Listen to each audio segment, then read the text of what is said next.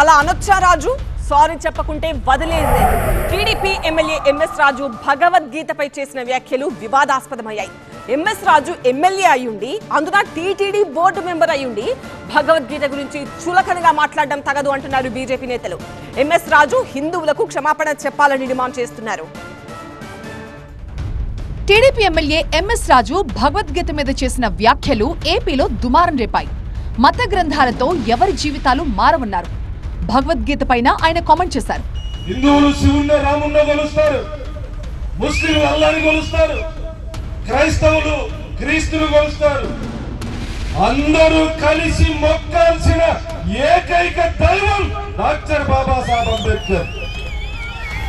Bible వల్ల మన జీవితాలు మారలే, భగవద్గీత వల్ల మన బతుకులు బాగుపడలే, రంజాన్ వల్ల ఈ దేశంలో ఉన్నటువంటి ముస్లింల యొక్క తలరాతలు మార్చలే. వీళ్ళందరి తలరాతలు మార్చింది భారత రాజ్యాంగం. టీడీపీ ఎమ్మెల్యే ఎంఎస్ రాజు వ్యాఖ్యలపై తీవ్ర అభ్యంతరం వ్యక్తం చేశారు బీజేపీ రాష్ట్ర అధికార ప్రతినిధి TTD board member Bhanu Prakash Reddy. TTD board సభ్యుడే హిందూ మత గ్రంథాన్ని అవమానించడం తగదు అన్నారు.